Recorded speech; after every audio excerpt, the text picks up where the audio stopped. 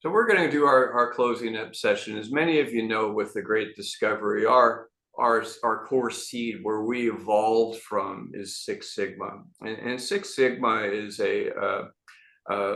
it's probably one of the greatest. It's recognized by MIT as one of the top 10 business innovations of the last 150 years, and that's for good reason. It is utterly transformative, reducing defects, improving performance and value. The fourth generation of it is it's cognitive roadmap without the math and statistics. It is success. It is transformative thinking, and it's for kids, it's for teens, it's for adults, it's for everyone. Sandra, I'm going to let her tell her story. She's our co-founder and co-CEO. Really brought this with a passion with Dr. Kathy Lawson to really bring out this series. We are preparing to do a major digital release of what Sandra is going to be talking about here. And so would you just listen in 15 minutes for Sandra Harry, and please put your notes in the chat as you're listening in, as where you feel that you should go. 10 if this is all around, if it's a 9 or an 8 or a 2 or a 1 or -1, it's okay. I think the -1's probably already left a long time ago. But so we're all good to go, and I thank you in advance. Sandra, take it away. Well, thank you, Tim, and thank you everybody for sticking around. And I just have to say, I was just very blown away today by all of the information. Um, my background, yes, I was married to Dr. Michael Harry, and he was the co-creator of Six Sigma. And he brought out generation one, two, and three in the world of business and helped companies save billions of dollars all over the world. But his dream was really to do something greater than that. And as Tim said, and as I talked about a little bit in the beginning of this, today when we started, his goal was to go through and figure out what made Six Sigma so successful, and that's when he uncovered the cognitive roadmap that we call the Great Discovery, the Six Sigma way of thinking that made Six Sigma so successful. So he identified that underlying cognitive roadmap, the way of thinking that made Six Sigma so successful, took all the math and statistics out of it, and that is now called the Great Discovery. And it is a course. It is, like Tim said, amazing. And there's something that's really amazing about the Great Discovery, which I love to talk about because I am not a mother, I am a stepmother. I came out of corporate America. I was a CFO for a very large corporation for many, many years. Then I met my late husband, and I got very involved in the world of Six Sigma. And I'm one of 26 executive master black belts that were called in the Six Sigma practice in the world. And so I was always very focused on education and corporate America and business and everything. But when I met Michael and I was introduced to the Great Discovery, he was actually creating and developing the Great Discovery at the time I met him. And I learned it on the backs of napkins as he was developing it and sat beside him and watched him. And I fell in love with the Great Discovery. And one of the things that happened to me that I decided at that point when I was learning the Great Discovery that it it changed the way I thought. And yeah, I had a little bit of an ego back there. I back then in those days, you're young, you're in high profile positions in corporations, and you think you know everything. And the Great Discovery, basically learning it, took me to my knees and realized that my life was really empty. And one of the reasons that it did that was because the Great Discovery is based on our core values, our intrinsic core values. We are all born with them. We all have our own. They develop by about the time we're 8 years old, and they stay with you the rest of your life. They don't change from month to month or from year to year. Yes, you can have life events that can shift them some. When I lost my late husband, did my values shift a little bit? Yes, they did. Okay. But what I learned when I started to understand about intrinsic core values was that I was not living my intrinsic core values. And if I can teach someone, any of you, to identify those intrinsic core values, which we do through the Great Discovery, the course, and then I can help you live those out, have the freedom of choice to live those values out, one or two or five, because you typically have about five or so, you know, intrinsic core values, to your top five. If I can help you and empower you to live those out on a daily basis, your life is going to change drastically. You are going to love what you do. You are going to want to get up and go to work in the morning. Your life changes. I thought I had reached my dream of being a CFO. I was there and I was empty. I learned my values, and guess what? My values were not working for, none of my values were tied to going to a job where I had to follow the rules and be told what to do. And I was so unhappy when I got to that top position that I thought was my dream. And I couldn't figure out why. It's because my intrinsic core values were not in alignment with that job, that work. And so every day I got up, I had this internal friction going on. And I didn't know what was wrong. How many people do you know that get up every day and dread going to work? They can't stand Mondays and they just wait for Friday to come. It's because they're not living a life where they're in tune or in living their core values, at least one of them on a daily basis. So when I saw the power of the Great Discovery, when we started teaching it to people, and I saw the transformation, it was amazing. And I said, you know what? This is what I'm going to do the rest of my life. I am going to help him launch the Great Discovery to the world. And Michael used to say, if we could just make a half a sigma bump, a sigma is a goodness in something. A sigma is 1,800 times improvement. That's what made one sigma bump in a corporation was an 1,800 times improvement. Now, just imagine if we could teach everybody the Great Discovery and get a half a sigma bump in our society.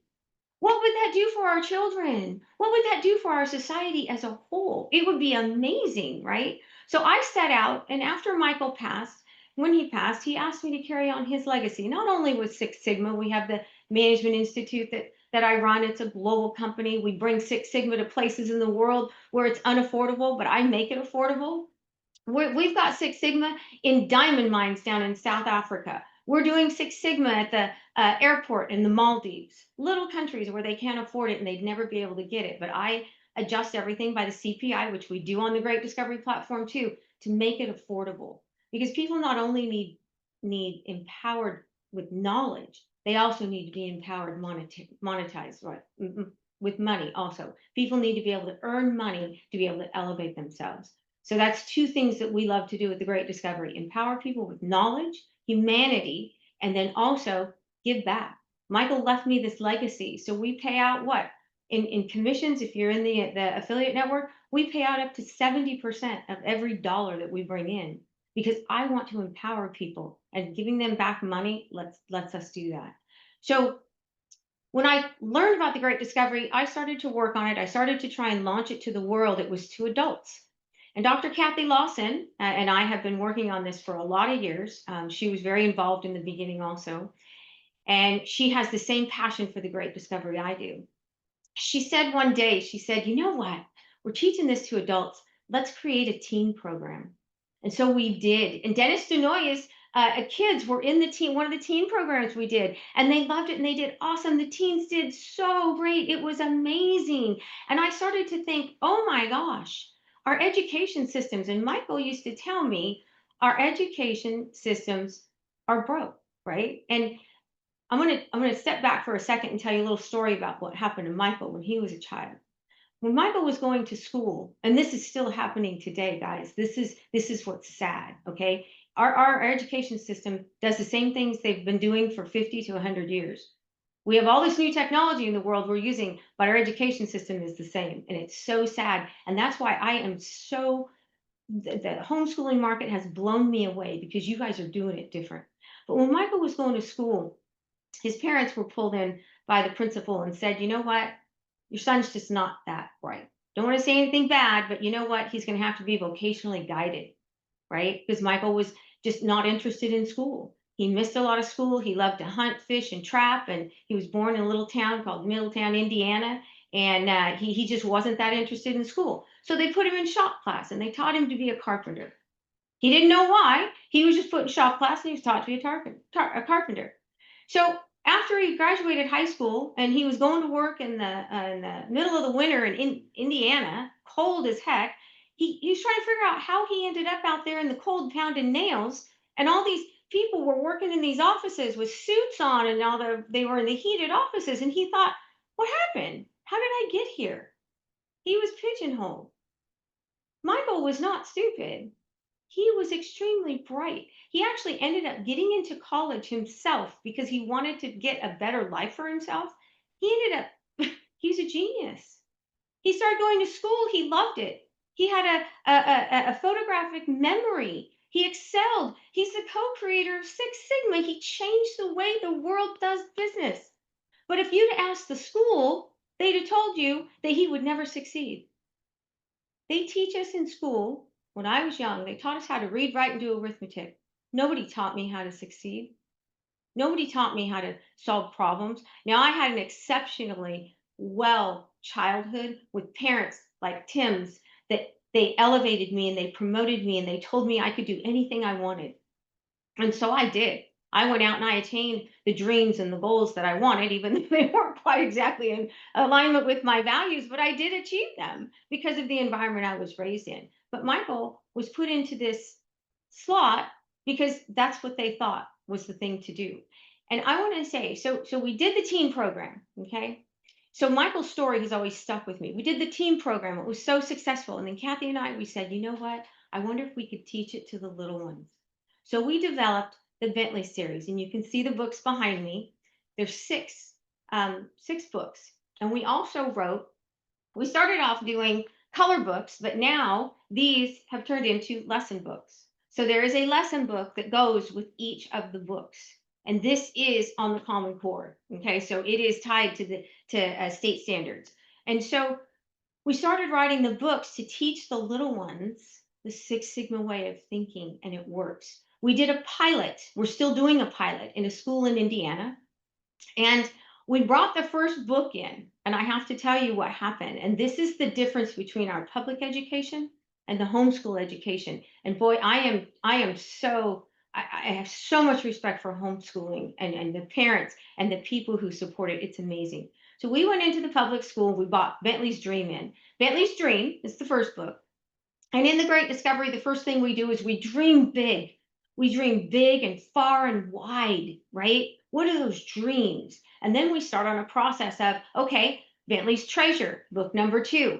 How can Bentley's Treasure, that is their values, the little kids' values, right? Those are things that they treasure. Even though they're not developed until about 8 years old, we still start to get them thinking that way, right? And then the third book is Bentley's purpose. So then what is that catalyst that is related to the great discovery terminology? What is their purpose, right? What is that dream? How are they going to get there? And then they start down their journey, and then we go through restraining and driving uh, restraining and driving forces, and that's Bentley's power. And then book 6 is about his success. So let's back up to, we go into the public school district to do this pilot. We bring in Bentley's Dream, and we start going through the book, and we're teaching the kids how to dream big and wide. And you know what the teachers did? The teachers said, no, you can't do that. Every little boy wants to be an NBA or an NFL star, a football player, a basketball player. Every little girl wants to be a princess. You can't let them believe that. It's never going to come true. And we said, why not? Why not let them dream? Why not let them then, when they start to look at their treasures and they start to connect those as they grow up, and they find out, okay, what does a little princess have to do? She's got to smile and she has to wave. She has to wear pretty clothes. Why not let the little kids figure out that maybe that's not their path? Why are we telling them, no, no, no, no, no, you can't do that? It's so sad, but that's happening in our public school systems. The teachers were like, no, you can't tell them that. And so, but then after we explained to them the Great Discovery, we actually took them through the Great Discovery, the teachers started to see, oh my gosh, let the kids figure it out. At some point, a little boy might figure out that he's not good enough at basketball. But instead of telling him, no, you can't do that, let him figure that out. So it was pretty big breakthrough with the teachers. It was amazing. And so the pilot has gone very, very well. And the teachers really, really embraced the Great Discovery and walking the kids through. Book 6 just came out of print. And the book series, the first 3 books are on the Great Discovery site. You can go to the website under the shop tab, and they're there, the book 1 through 3. And book 4, 5, and 6 will be up there in the next week or two. We're just getting the last of the inventory in and getting stuff up on the site. But it has been a journey for me launching the Great Discovery and then realizing that we could empower humanity with knowledge by bringing on everybody's genius onto the platform. And I never imagined in my career I would be sitting here with Tim and we would be have launched the Great Discovery, and then it blossomed into a beautiful e-learning educational marketplace globally with translations. And look at all the opportunities that we are giving, not just children, but everyone. But this summit today has just solidified to me how important homeschooling is. And if I had a child, they would be homeschooled. I have a stepdaughter, and she's like Tim said, she got to go to a very nice private a Christian school, so she's gotten a very good education. But I truly believe in homeschooling. I have so much respect for all the parents out there and what you guys do for your children. It's amazing, absolutely amazing. And like I said, still to this day, in with the school we're doing the pilot in, do you know that those kids are literally forced to make a career choice by about 5th or 6th grade? And that is the path they stay with through graduation. Now, do you know any child that really knows who they are at 5 or 6 years old and can make a decision, or 5 or 6, 5th or 6th grade, and can make a decision about their life and what they want to be when they, become an adult? And this is happening in the schools. We watched it in this school happen. And this whole district does that. So it's not just the one school. And so I've learned a lot and I have so much respect.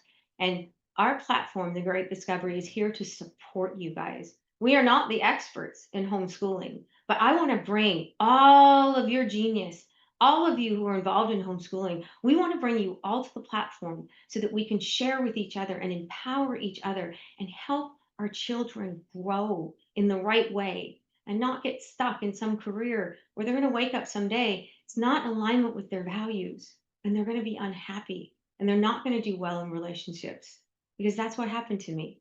I achieved that dream, but it wasn't the right dream. Now I live my dream. I live my dream, not only in my work by carrying on Michael's work and empowering people with the Great Discovery and seeing people grow and and achieve dreams they never thought that they could achieve with the Great Discovery. That is just my passion, to teach people and help people achieve their dreams. And then beyond that is to bring all the genius onto the Great Discovery platform so it's available all over the world in all the translations that we're doing, and we're empowering it in all the different languages, and it's amazing. And then my last dream, not my last dream, but another dream I always had, was to be in a beautiful relationship. And yes, I'm a widow, and it was very tough to go through that, and I didn't think I would ever find a relationship again, and the Great Discovery also brought me that. So Mr. Tim Taylor, and I know a lot of you probably don't know, but yes, Tim and I are married, and we run this company together, and it's been an absolute blessing. So I just wanted to give you guys a little insight on the Great Discovery, kind of a little bit more in depth of where it really came from, what our passion is, why I wanted to write the children's books. And so I still have another series to write. Kathy and I are going to write a book series, and I believe, Monica, it's going to be a comic series. We want to teach the Great Discovery to the 9 to 13-year-olds. That's the one age group that we haven't covered yet. And so we think we want to write a comic book. And I think we've got some ideas of even just putting it out and having kids help us write it as it goes. It would be really cool. Maybe we can do some contests about it or something like that. And some of the team program, what came out of that was their restraining forces we use in the Great Discovery were their villains, and their driving forces were their superheroes. And it would be amazing to see what they come up with this in those characters. So that might be a way we approach it. We haven't put that into place yet. We've been working on the platform, trying to get the platform up and going and stable and get our foundation, which we have under us now, and we're just moving into that phase 3 so that we can get all these courses and all this genius out to people. So with that, I will turn it back over to Tim. I know it's been a long day, guys, and I didn't want to get too long-winded, but I wanted to share that with you, and I appreciate you guys staying on and helping us wrap this up. So Tim, you want to come back up? Oh, you're on mute. You're on mute. No, I'm not. No, I'm not. I do want to thank you guys for spending some of your Saturday, a big part of it today. And the only reason someone does that is you have a heart for the same heart that we have. We have a shared mission, and we're here to help. And God bless you for taking some time today. Like I said, this is our pilot. And oh, Sandra, you have a giveaway for everyone. Oh, I do. You guys, We're going to yeah. drop that into the chat. But listen, if you're, as long as you're registered, everyone's here is going to get a beautifully bundled set of replays of each speaker, each session, each part. Also, their offers that they've got are going to be tagged right onto it. So make sure that you're on there. We're going to have some follow up with everybody. It has been a long day. I've been Sandra and I were chatting last night, and neither one of us has had more than 5 hours of sleep in the last 3 or 4 days, really. So if I'm stumbling my words, it's okay. I always do.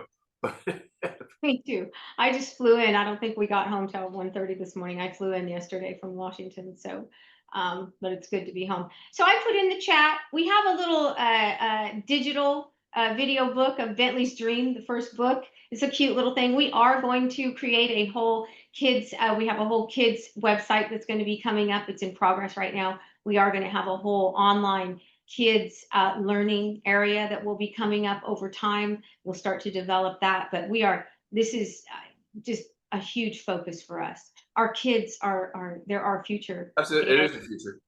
They are our future. All right, we've gone through a lot of this transition. They're going to live it, right? Yeah. They're going to live the outcome of what's happening right now, and it's time to prepare. Thank you all, everybody. I love you all for spending some time with us today, and hope you got some value out of it. We'll get this all out.